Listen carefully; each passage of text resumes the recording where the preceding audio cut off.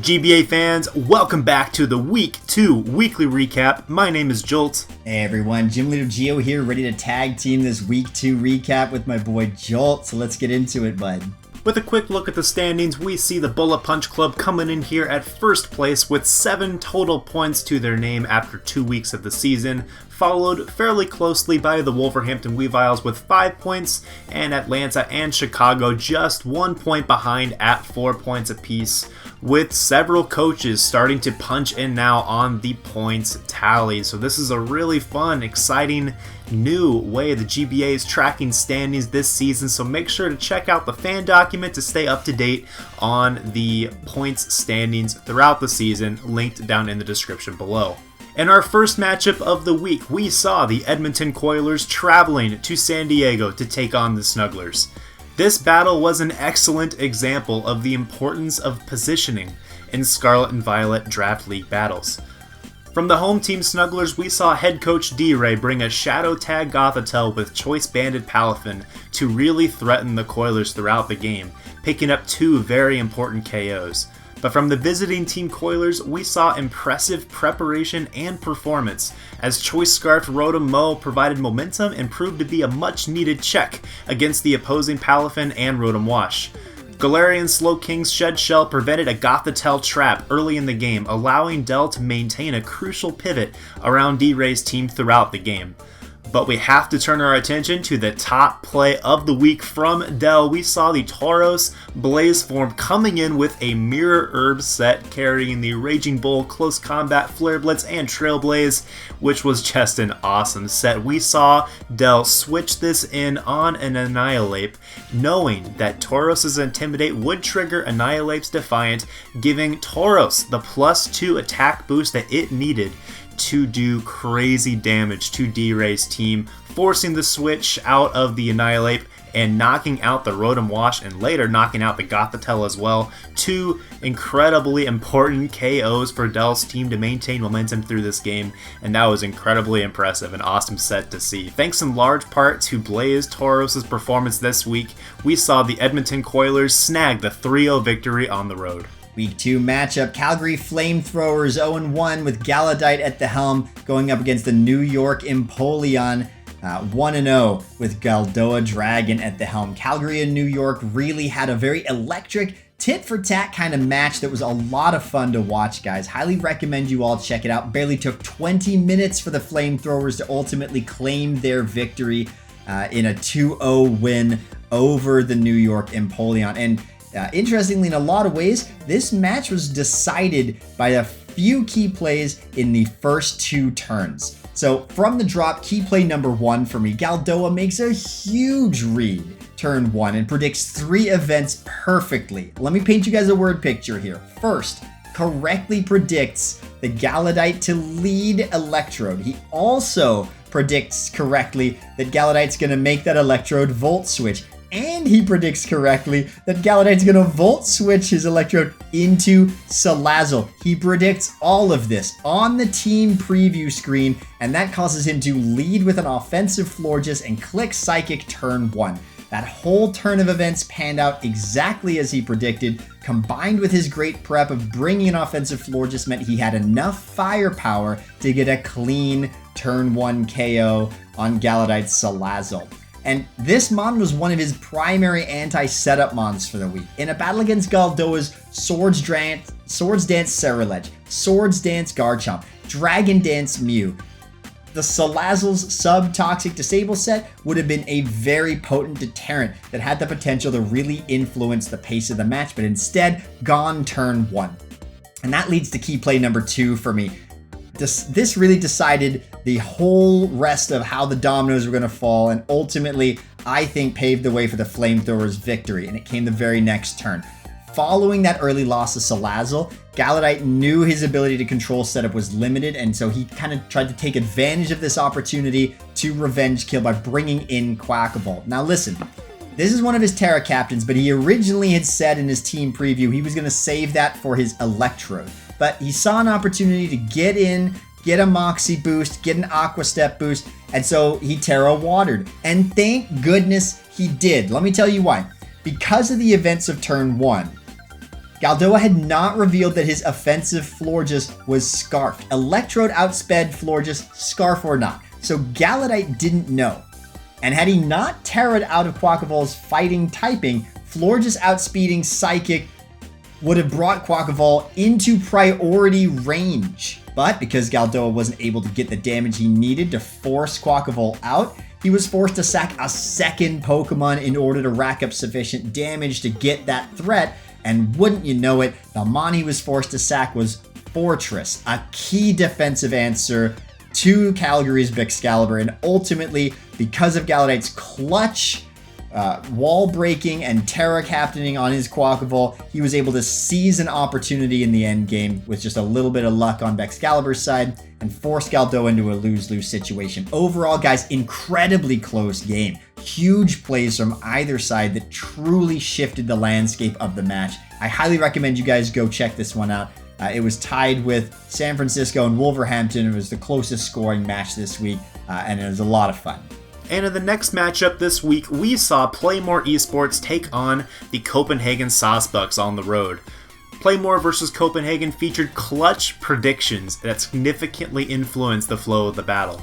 The Sawsbucks found themselves on the back foot pretty early in this one, but head coach Frosted continues to show us why Iron Bundle is such a top-tier threat, claiming 2 KOs in this game, with Hydreigon hanging on against a flare-blitzing Torkoal to secure their third knockout of the contest. Playmore brought a team focused around a Dragon Dancing Terrifier Roaring Moon and Bubby the Appleton, sporting an assault vest. Right out of the gate, we saw head coach GeneralTarheel switch straight into Hisuian Samurott against a disguised Hisuian Zoroark to get an early crucial layer of spikes, and followed up this performance with a KO by firing off an Air Slash, predicting Frosted's Hisuian Avalugg to terrestrialize into a fighting type. In the end, Dragon Dancing Roaring Moon brought home the win for Playmore, but the hero of the match was undoubtedly Bubby the Appleton. Forcing out the Iron Bundle, Appleton tanked hits and landed huge damage against Copenhagen's Landorus Therian, and then again against the Hisuian Zoroark, cementing control over this battle for Playmore. Playmore wins on the road, 3-0. Moving on to San Francisco Arcaniners, coached by George, up against the Wolverhampton Weaviles, coached by Just Weaviles. San Francisco going in 0-1 to this match. Wolverhampton Weaviles going in 1-0 in this match. Really explosive match here. A lot of high-risk predictions paving the way for some truly epic moments, guys. Really loved watching these matchups from both perspectives. Highly recommend you watch both of them to get a real good story here and a lot of juicy drama. So in this, I think really clutch part of this game was that Just Weavile makes a truly incredible play on turn 6, guys. Face-to-face with George's Quiver-Danced Terra Water Volcarona. Just Weavile brings in Iron Leaves. I mean, picture this, guys, from George's perspective, right? He's got a +1/+1/+1 Terra Water Volcarona that's revealed Bug Buzz. And he sees a 4x weakness swapping in an Iron Leaves. It would seem like stars aligned, right? Third KO coming for Volcarona, easy. But Just Weavile played this perfectly, guys. He has booster energy on this thing. Speed activates, which would allow Iron Leaves to potentially outspeed a +1 Volcarona with the spread George was running. So this allowed Weavile to bluff Leaf Blade. He did not have Leaf Blade on this set. He was able to bluff Leaf Blade and the potential KO on Volcarona if the set was correct. So George decides, he sees all this, he sees the math panning out, could outspeed, could get the OHKO. He decides to scout for this Leaf Blade, and he clicks Protect. He says it in his video, no way this guy's gonna click Swords Dance in front of a Quiver-Danced Volcarona. And wouldn't you know it, Just Weavile activates his Terra Fire in the face of a Quiver-Danced Terra Water Volcarona, clicks Swords Dance, crazy bluff. And this turn of events panned out perfectly for the Weaviles, allowing Iron Leaves to stop the Volcarona sweep, claim an OHKO on Chi-Yu because of its great move pool selection, and severely weaken George's Gyarados. This play stands out as the key decider of the match for me. Iron Leaves essentially killed or weakened half of George's team with this very gutsy, very high-risk Swords Dance, and it absolutely paid off for him. Ultimately, George made a lot of smart plays this match, but one slip up late game cost him his Rillaboom, and ultimately he was too broken by the Iron Leaves that the game was all but decided at that point. George used his threats well, claimed several kills, really tried to get a hold of the game again, but lost vital win conditions and ultimately could not recover after our key play of this San Francisco Wolverhampton matchup. Wolverhampton Weaviles take it 2-0 over the Arcaniners. And in the next matchup this week, we saw the Borussia Donphan travel to Chicago to take on the Dragapults. Borussia versus Chicago once again featured the power of Volcanion, and even more so, the threat that is Dragapult. Borussia assistant coach FranCTrode took the reins in this one and was quick to flex the power of Borussia's offense by knocking out the opposing Mesprit. Chicago head coach QtheCostaRican quickly retaliated by revealing a dragon-dancing, phantom-forcing Dragapult and went on a KO rampage. Frank cleverly used Brambleghast to serve as an emergency check to Dragapult, forcing it out with a Shadow Sneak. Later in the match, it even survived a Thunderbolt from Rotom Frost on 1 HP, scoring a key Not Today +1 bonus point for Borussia, and followed it up by dodging a Blizzard using its Wind Rider ability. But Q was not fazed by Brambleghast's strong showing, forcing both sides to stay on the offensive through the overwhelming pressure of Choice Specs Iron Moth, claiming 2 KOs to close out the game. Ultimately, Chicago's offense proved to be dominant as the Dragapults secured a 3-0 win at home. Highest scoring match of the week, guys, as OGalbina and the Bullet Punch Club get their second 4-0 victory in a row, this time over Jay and the Atlanta Victini. Both teams going into this matchup 1-0, everything to lose and something to gain.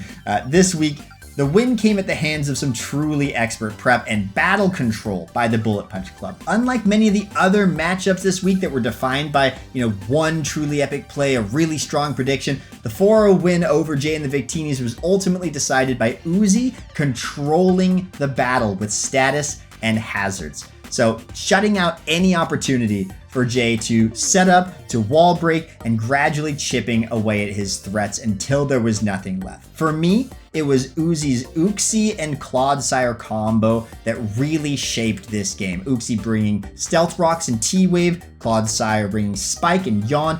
Ultimately, those two Pokemon, I think, were the ones who spelled Jay's demise, because Jay was lacking in hazard control options. He elected to bring a setup Corviknight, did not have Defog. Without the ability to set up, his Clodsire was yawning, or break through Clodsire. Some of the mons just couldn't quite get through some of the bulk of it and the recover spam.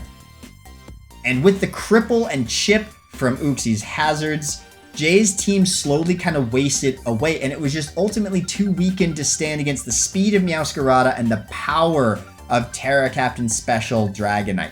This allowed Uzi to clean up in the end game, and there was no single key play here, guys. It was just truly a strong battle control that spelled victory for the Bullet Punch Club over the Victory Star mascot himself. Jay fought valiantly, brother, but if you guys are looking for a battle that shows expert prep and execution with technical perfection, look no further than this matchup, guys. Check out Uzi and Jay, links in the description down below. Bullet Punch Club take this one 4-0 over the Atlanta Victinis. And there you have it, sports fans. Week 2 recap is in the books. Huge shout out to my co-analyst Jolt for all of the help today. Really appreciate you, bud. And we really hope you guys all enjoyed all of these fantastic Week 2 battles from all of our amazing coaches. Keep your eyes glued to the GBA channel.